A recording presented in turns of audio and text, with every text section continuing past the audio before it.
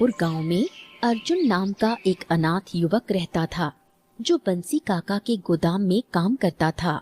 उस दिन अर्जुन गोदाम के अंदर लेटा हुआ आराम कर रहा था कि तभी बंसी काका वहां आ गए। अरे ओ अर्जुन, मैं तुम्हें यहाँ पे काम करने की मजदूरी देता हूँ, आराम करने की नहीं। कहा था ना कि अनाज की बोरियां बाहर बैलगाड़ी में रखवा दे, हैं? बैलगाड़ियां धूप में खड़ी तुम्हारा इंतजार कर रही हैं और तू यहाँ मजे से टांग फैला के लेटा हुआ है। बंसी काका, बस कुछ देर तो आराम करने दिया करो, सुबह से तो लगा हुआ हूँ। कुछ दिनों से देख रहा हूँ अर्जुन, तू काम से जी चुराने लगा है, क्यों रे? सच बताऊं काका तो मुझसे अब मेहनत नहीं होती। न जाने मेरा भाग्य कब बदलेगा। छोटा था तो माँ बाप छोड़ गए, बचपन अनाथ की तरह बीता। सोचा था जवान होकर किस्मत बदल जाएगी लेकिन अब तो लगता है कि पूरा जीवन यहीं बोरियां उठाने में कटेगा। याद रख अर्जुन, ये किस्मत जो होती है ना, ये लेटे लेटे नहीं बदलती। उसके लिए मेहनत करनी पड़ती है, हाथ पांव चलाने पड़ते हैं, योजनाएं बनानी पड़ती हैं। अब चल जल्दी से बोरियां गाड़ी में रख और सुन, कल सुबह जंगल चले जाना। तुम्हें लकड़ियां काट कर लाना है, घर पर लकड़ियां खत्म हो गई हैं, समझा? इतना कहकर बंसी काका वहां से चले गए। अर्जुन घर जाने ही वाला था कि तभी कोई आवाज उसके कानों में टकराई। वो राधा थी, बंसी काका की पुत्री, जो अर्जुन से प्रेम करती थी।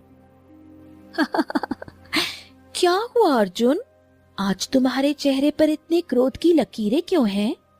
अरे तुम्हारे पिताजी की वजह से। अब पिताजी ने क्या कर दिया? अरे करेंगे क्या, जरा सा बैठ के आ गया, तुम्हारे पिता ने आसमान ही सर पे उठा लिया और देने लगे मुझे प्रवचन, ये नहीं तो वो नहीं तो ये नहीं तो। वो सब छोड़ो, ये बताओ हमारी शादी के बारे में पिताजी से कब बात करोगे? अर्जुन का चेहरा गंभीर हो गया। देखो राधा, मैं तुमसे प्रेम करता हूँ और तुम भी मुझसे करती हो, लेकिन तुम्हारे पिता से ना बात करने की हिम्मत नहीं है। जब हिम्मत नहीं थी तो प्रेम क्यों किया? मैं कुछ नहीं जानती अर्जुन, अगर तुम कुछ दिनों तक पिताजी से बात नहीं करते तो मैं खुद उनसे बात करूंगी। इतना कहकर राधा वहां से चली गई। अर्जुन चुपचाप घर लौट आया।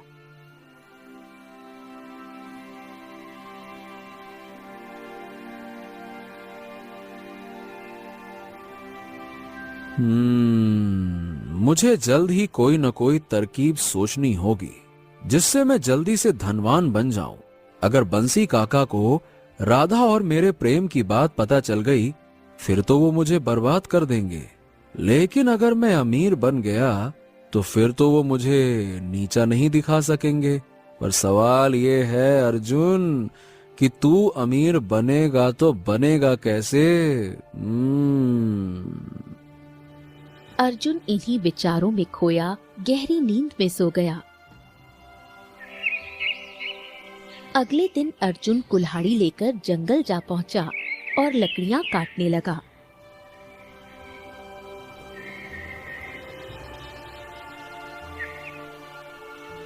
कुछ देर बाद थककर वो एक पेड़ के नीचे बैठ गया।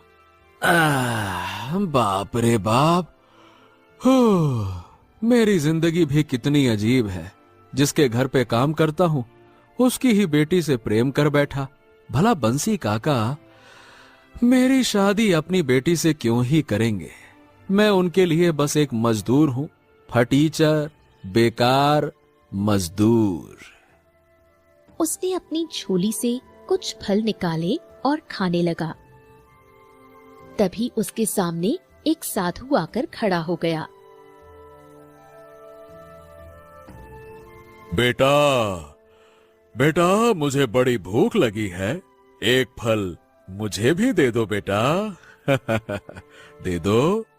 अर्जुन ने बिना कुछ बोले एक फल साधु की ओर बढ़ा दिया। साधु पास बैठ गया और शांति से फल खाने लगा। वाह वाह वाह वाह वाह, मजा आ गया। बड़े ही ताजा और स्वादिष्ट फल हैं। ये बताओ, इन्हें कहाँ से लेकर आए तुम? कहाँ से लेकर आऊंगा, बाजार से, और कहाँ से, खरीद के लाया हूँ। साधु मुस्कुराया। बहुत गुस्से में है तू बच्चा। मैं देख रहा था कि कुछ देर पहले तू अपने आप से कुछ बड़बड़ा रहा था। बता बेटा, आखिर तेरी समस्या क्या है? बोल तो ऐसे रहे हो जैसे अगर मैं अपनी समस्या बता दूंगा तो आप पल भर में उसका हल निकाल ही दोगे। नहीं तो। बात तो सही है, क्या पता मैं तेरी कोई मदद कर दूं। बता तो सही बच्चे। अर्जुन थोड़ी देर चुप रहा और उसने अपनी सारी व्यथा साधु को बताई। हाँ, अब आप ये बताइए साधु महाराज कि मेरा भाग्य कैसे बदलेगा। मैं अचानक से धनवान होना चाहता हूँ। गरीबी की जिंदगी से मैं तंग आ चुका हूँ। तो तू अपने भाग्य को भाग्यशाली नहीं मानता? भाग्यशाली? कहाँ से भाग्यशाली हो गया मेरा भाग्य? बचपन में माता पिता छोड़कर चले गए, बचपन अनाथ की तरह बीता और जवानी मेहनत में कट रही है। ये भाग्यशाली है? बताइए। बात तो तेरी सही है, लेकिन ये भी सोच बेटा, जिस सेठ के यहाँ तू काम करता है उसकी बेटी तुझसे प्रेम करती है। ऐसी किस्मत हर किसी की नहीं होती अर्जुन। जो प्रेम सच्चा हो वो केवल भाग्यशाली को ही मिलता है। अरे आप भी ना लगे ज्ञान देने साधु बाबा। ऐसा है महाराज, कोई ऐसा उपाय बताइए जिससे मेरा भाग्य सच में बदल जाए और मैं रातों रात धनवान बन जाऊं। धनवान बनूंगा तभी वो सेठ अपनी लड़की का हाथ मुझे देगा, नहीं तो लात मार के भगा देगा। फिर हो गया मेरा भाग्यशाली का बंटा धार। नहीं तो। साधु ने अर्जुन को ध्यान से देखा, फिर धीरे धीरे खड़ा हुआ और बोला। तो ठीक है बेटा, सुनो। यहाँ से दाहिनी दिशा में एक घना जंगल है। उस जंगल में तुझे एक छोटा सा मंदिर मिलेगा। उस मंदिर में एक सोने का तराजू रखा है। वो कोई साधारण तराजू नहीं है, वो देवी का तराजू है। अगर तेरे मन में जरा सा भी लालच नहीं हुआ और तेरे भाग्य में परिवर्तन लिखा है तो ही तू उस तराजू को उठा सकेगा। और हाँ, अगर तेरे मन में कपट या लालच आया तो जैसे ही तू उस तराजू को छुएगा तू जलकर राख हो जाएगा। समझा? अरे क्या खाक समझा। भला ये कैसा उपाय हुआ? एक तरफ जिंदगी नहीं तो मौत। भाग्य ऐसे नहीं बदलता। कभी कभी भाग्य को आसमान तक चुनौती देनी पड़ती है। अगर डरता है तो सारा जीवन ऐसे ही दूसरों की गुलामी में गुजार दे, नहीं तो कोशिश करके देख ले। साधु की बात सुनकर अर्जुन के भीतर कुछ जल उठा। हाँ ठीक है, अगर ऐसी बात है तो फिर मैं अपने भाग्य को जरूर आजमाऊंगा। इतना कहकर अर्जुन उस दिशा में चल पड़ा जहां साधु ने उसे जाने को कहा था।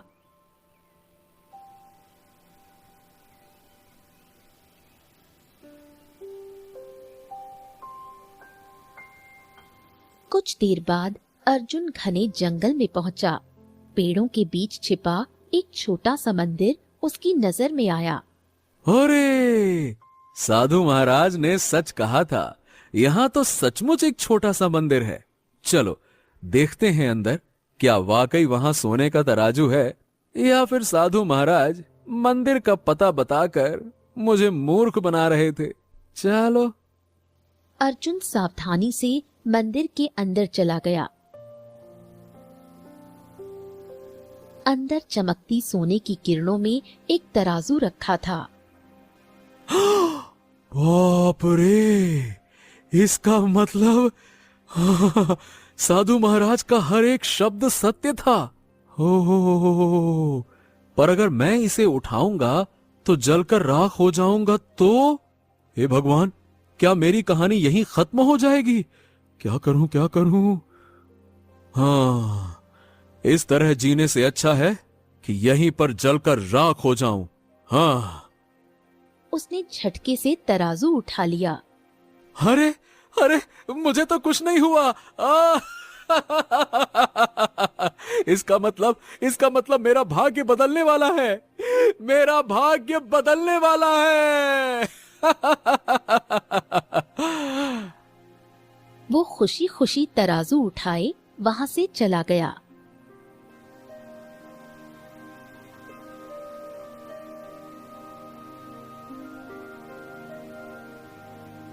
वापस उसी जगह जहां साधु बैठा था। अरे वाह, तू तो बड़ा भाग्यशाली है रे। अब तक जिसने भी इस तराजू को छुआ है वो जीवित नहीं रहा। वाह वाह वाह वाह। साधु महाराज, आपने मेरा जीवन सफल बना दिया। अब मैं इस सोने के तराजू को बेच दूंगा और जो धन मिलेगा उससे व्यापार करूंगा। फिर देखना आप, मैं भी अमीर बन जाऊंगा। साधु का चेहरा अचानक गंभीर हो गया। बकवास मत कर मूर्ख, तू फिर वही छोटी सोच वाली बातें कर रहा है। तेरे हाथ में जो तराजू है वो साधारण नहीं, जादुई तराजू है। जादुई तराजू? इसका क्या मतलब है साधु महाराज? ये तराजू बात करता है और ये आम वस्तुओं का नहीं बल्कि सच और झूठ का न्याय करता है।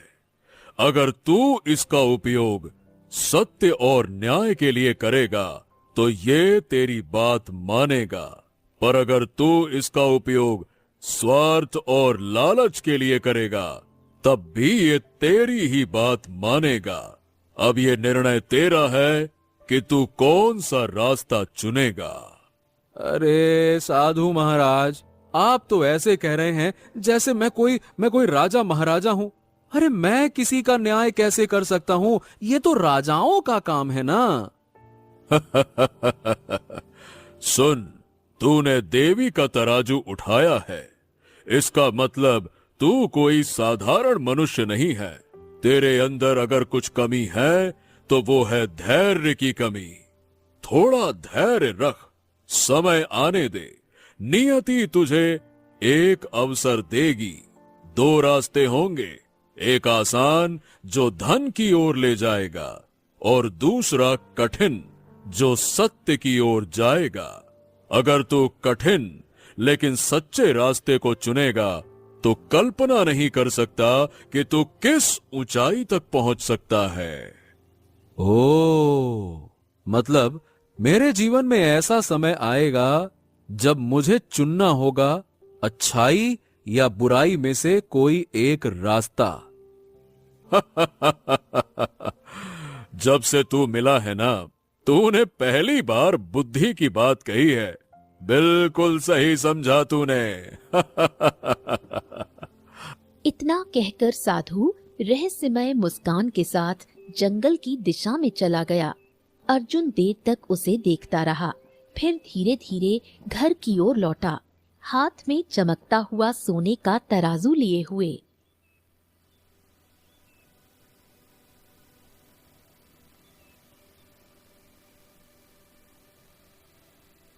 अर्जुन घर पहुंचा ही था, सामने राधा खड़ी थी। हे भगवान, ये तो सोने का तराजू है। ये तुम्हारे पास कहां से आया? क्या तुमने कहीं से चोरी की है? सच बताओ। नहीं नहीं नहीं नहीं राधा, मैंने कोई चोरी नहीं की है। मैं बताता हूँ, सुनो। बात यह है कि अर्जुन ने पूरी घटना राधा को सुना दी। साधु, मंदिर और जादुई सोने का तराजू। अर्जुन, साधु महाराज की बात में गहराई लगती है। तुम इस तराजू को कहीं बेचने की गलती मत करना। क्या पता वही साधु सच कह रहा हो और ये तराजू तुम्हें उस ऊंचाई तक पहुंचा दे जिसकी तुमने कल्पना भी नहीं की। सच कहूं राधा, मैं भी यही सोच रहा हूं। तभी अचानक वहां बंसी काका का नौकर मोहन आ पहुंचा। अरे ओ मोहन, क्या है ये? तुम यहाँ चुपके चुपके हमारी बातें सुन रहे थे, हैं? इरादा तो नहीं था, पर हाँ, सब कुछ सुन लिया है। मैं तो बस ये देखने आया था कि तुम जंगल से लकड़ियां काट कर लाए या नहीं, क्योंकि बंसी काका ने मुझे भेजा था। पर इसी बहाने तुम्हारा ये रहस्य भी मैंने जान लिया। चिंता मत करो, मैं किसी को कुछ नहीं कहूंगा। हाँ। इतना कहकर मोहन वहां से चला गया। अर्जुन, अब उस तराजू को बहुत सुरक्षित रखना, क्योंकि अगर मोहन को कोई बात पता चल गई तो मतलब कि वो बात पूरे गांव को पता चल जाएगी। हाँ, जानता हूं, उसकी आदत ही ऐसी है। जब तक वो पूरे गांव में ढिढोरा नहीं पीट देगा कि अर्जुन के हाथ सोने का तराजू लगा है, तब तक उसका पेट हल्का नहीं होगा। राधा चली गई, लेकिन अर्जुन की बात सही साबित हुई। कुछ ही घंटों में मोहन ने पूरे गांव में खबर फैला दी कि अर्जुन को एक दिव्य तराजू मिला है।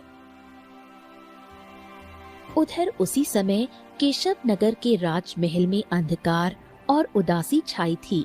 राजा विक्रम अपने सिंहासन पर गंभीर मुद्रा में बैठे थे। महाराज, इस तरह उदास बैठने से कुछ नहीं होगा। राजगुरु, तुम तो जानते हो ना कि मेरे राजकोष का सारा खजाना चोरी हो गया है। राज्य चलाने के लिए मेरे पास एक सोने की मुद्रा तक नहीं बची है। अरे मैं कंगाल हो चुका हूँ।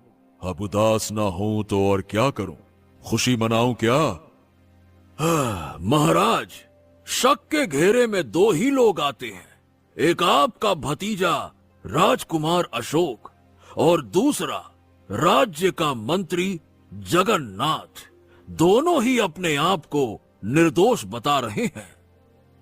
हाँ, मैंने दोनों से पूछताछ की, किसी के खिलाफ कोई ठोस सबूत नहीं मिला। पर मेरा मन कहता है कि मंत्री ही गद्दार है। अशोक क्यों चोरी करेगा? वो तो जानता है कि मेरे बाद वही राजगद्दी संभालेगा। लेकिन महाराज, अगर मंत्री निर्दोष हुआ तो? उनकी आंखों में क्रोध और बेबसी थी। तो राजगुरु जाओ, तो फिर कोई ऐसा चमत्कार ढूंढो जो सत्य को सत्य और झूठ को झूठ साबित कर सके, क्योंकि मैं जानता हूं इन दोनों में से ही कोई एक चोर है। पर कौन, इसका अंदाजा मैं आज तक नहीं लगा पाया हूं। ये पहली बार है मैं अपने शासन काल में ही किसी चोर को पहचानने में असफल हो रहा हूं। राजगुरु चिंतित अवस्था में राजमहल के बगीचे में टहलने लगे। तभी एक सैनिक वहां आ पहुंचा। क्या हुआ राजगुरु? आपके चेहरे पर ये चिंता की लकीरें क्यों हैं? राजकोष का सारा खजाना चोरी हो गया। महाराज और मैं तय नहीं कर पा रहे हैं कि चोर कौन है, मंत्री जगन्नाथ या महाराज का भतीजा अशोक। अगर दोषी का पता जल्द ही नहीं चला तो ये राज्य संकट में पड़ जाएगा। राजगुरु, मैं हरियापुर गांव का रहने वाला हूँ। वहाँ अर्जुन नाम का एक युवक रहता है, जिसके पास सोने का तराजू है। पूरा गांव कहता है कि वो तराजू साधु महाराज की देन है। अगर अर्जुन से न्याय करवाया जाए तो असली चोर का पता चल सकता है। अच्छा, और तुम इतने विश्वास के साथ कैसे कह सकते हो? क्योंकि हमारे गांव का मोहन नाम का व्यक्ति हर सच बात गांव में फैलाता है। वो कभी झूठ नहीं बोलता और उसी ने बताया है कि वो तराजू चमत्कारी है। ओह, अगर ये बात सच है तो तुरंत अर्जुन को मेरे पास लेकर आओ। उसे और उसके तराजू को प्रातःकाल दरबार में लेकर आओ। मैं ये बात महाराज को बताता हूँ। सैनिक वहां से निकल गया, लेकिन ये सब वार्तालाप राजकुमार अशोक सुन चुका था। अगर वो तराजू सच में चमत्कारी हुआ फिर तो मैं चोर साबित हो जाऊंगा, और सच तो यही है कि चोरी तो मैंने ही की है। पर अब एक रास्ता है, अर्जुन को खरीदना। इधर सैनिक सीधे हरियापुर पहुँचे। अर्जुन राधा से बातें कर रहा था।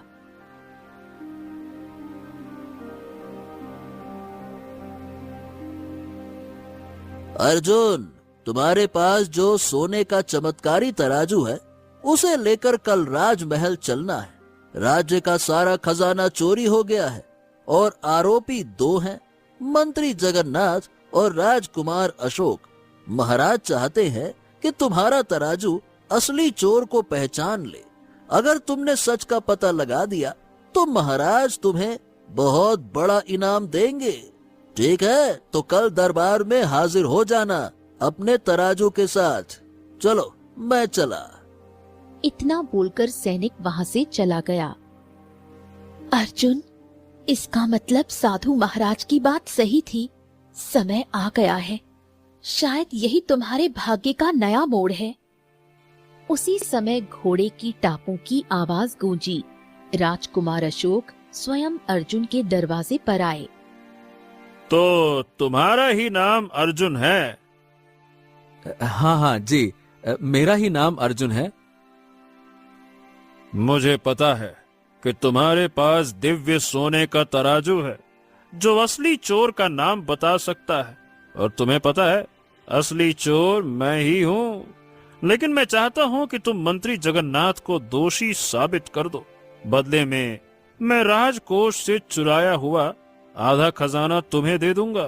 क्या कहते हो? क्या? लेकिन तुमने खजाना चुराया क्यों? ये सब राजनीतिक चालें होती हैं जो तुम्हारे समझ के परे की बात है। बस इतना समझ लो कि मंत्री को गद्दार साबित करने के लिए वो जरूरत से ज्यादा ईमानदार है। और वैसे भी कुछ दिनों में मैं राजा बनने वाला हूँ। सोच लो, अगर तुम मेरे पक्ष में निर्णय दोगे तो मैं तुम्हें आधा खजाना और अपनी मित्रता दूंगा। राजा का मित्र बनना कोई छोटी बात तो नहीं है। सोच लेना, और जो भी निर्णय करना सोच समझ कर करना।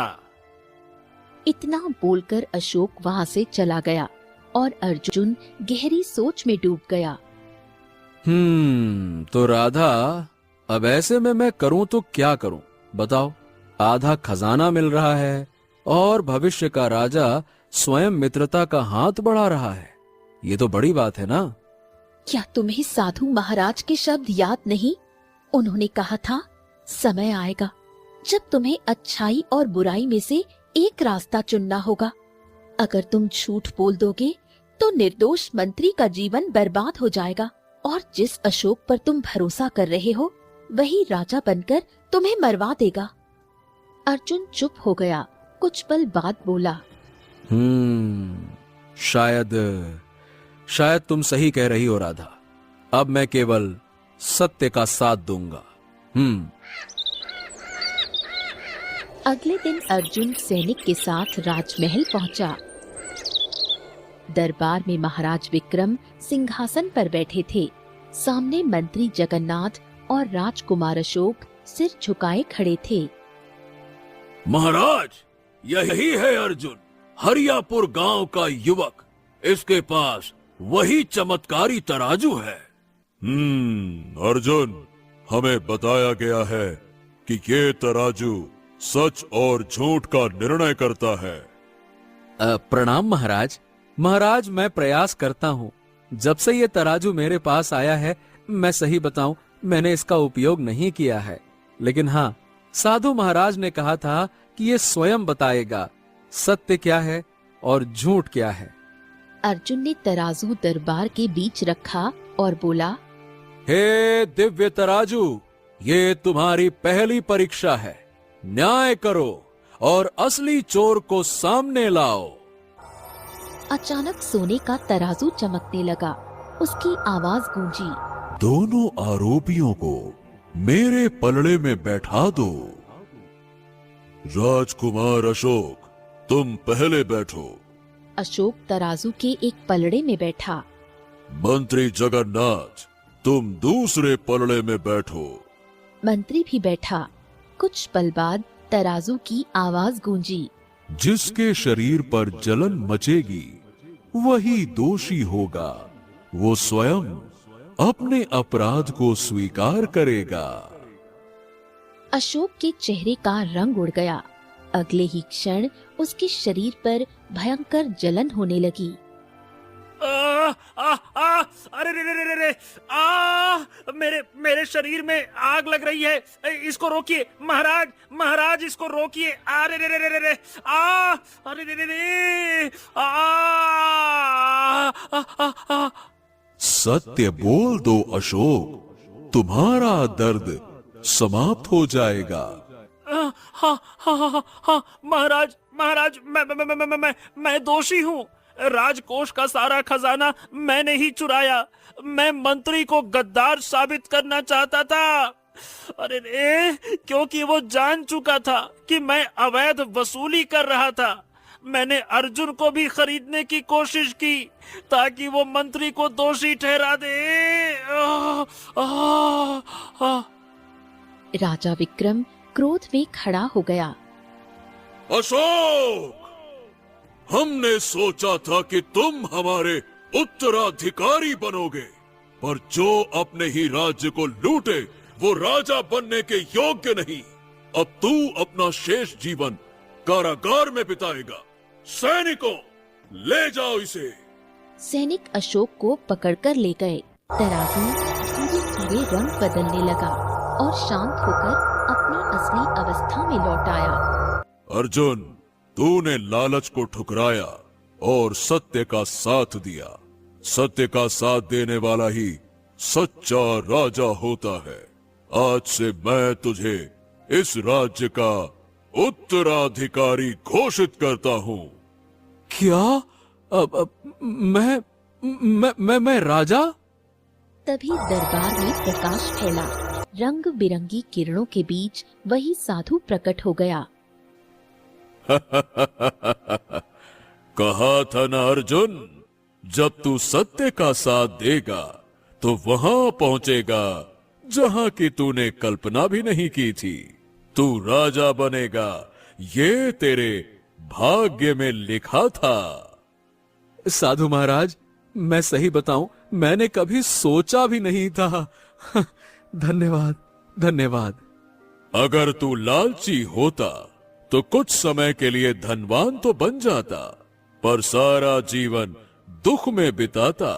पर तूने मन की आवाज सुनी और वही तेरी भाग्य में लिखा था। साधु महाराज, मैं सही बताऊं, मैंने कभी सोचा भी नहीं था। धन्यवाद, धन्यवाद। अगर तू लालची होता तो कुछ समय के लिए धनवान तो बन जाता, पर सारा जीवन दुख में बिताता। पर तूने मन की आवाज सुनी और वही तेरी असली शक्ति है। तराजू से प्रकाश की लहरें निकली और वो धीरे धीरे गायब हो गया। अब ये तराजू उस देवी के मंदिर में लौट गया जहां से आया था, किसी और अर्जुन की प्रतीक्षा में। साधु भी उसी रोशनी में विलीन हो गया।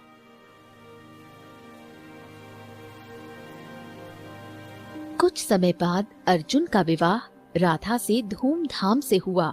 हरियापुर से लेकर पूरे केशव नगर तक अर्जुन के न्याय और सत्य की चर्चा फैल गई।